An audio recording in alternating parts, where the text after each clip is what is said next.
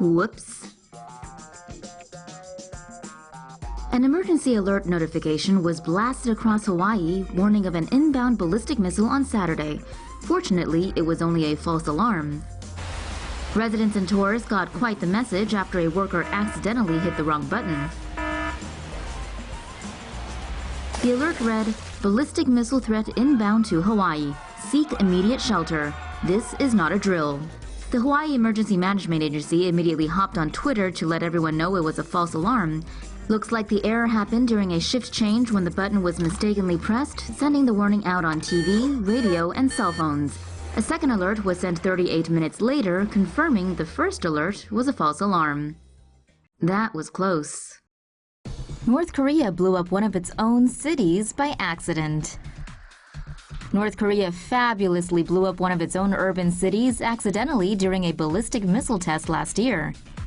Last April, when Kim Jong-fatty shot off a Hwasong-12 intermediate-range ballistic missile, it sadly couldn't even deliver a short range.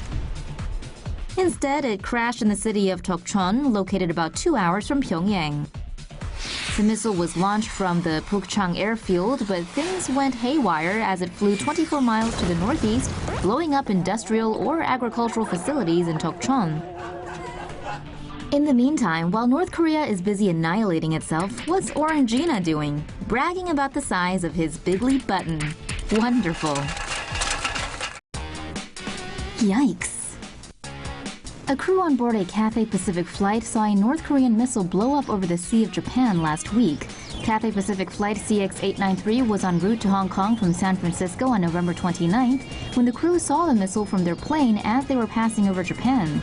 Those on board had a first-row seat to watch the DPRK missile blow up and fall apart on re-entry. The crew immediately contacted Japanese air traffic control to report the incident. Cathay Pacific says it has no plans to alter its routes in the region. It's not like you really have to worry about the North Korean missiles anyway. It's the US ones you need to watch out for.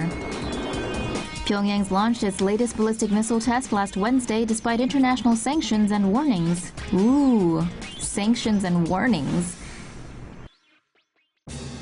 Mix-up sends plane into the path of another aircraft. A directional mix-up by an airline controller at Los Angeles International sent one plane flying toward another last week. An EVA Airlines flight bound for Taipei, Taiwan, departed LAX early Friday morning and was told by an airport controller to make an 180-degree left turn. But she actually meant right. Whoopsie!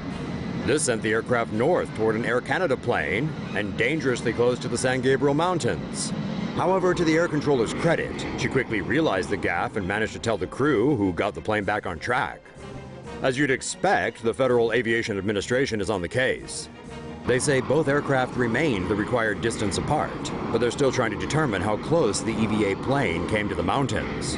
The required height is at least 2,000 feet. Either way, the plane was low and loud enough to startle residents in the San Gabriel Valley when it flew by last Friday morning. A large asteroid will be whizzing by soon.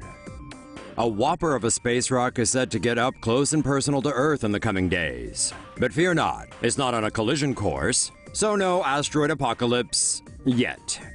An asteroid known as 2014 JO25 is roughly 650 meters across. That's the height of the world's second tallest building, or the length of 6 NFL football fields.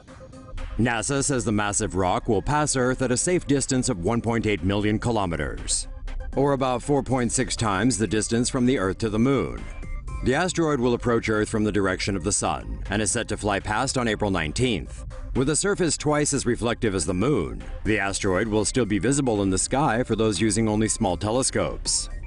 The rock will only be visible for 1 or 2 nights. It's a rare opportunity for astronomers to study the massive specimen, which won't be this close again for at least 500 years.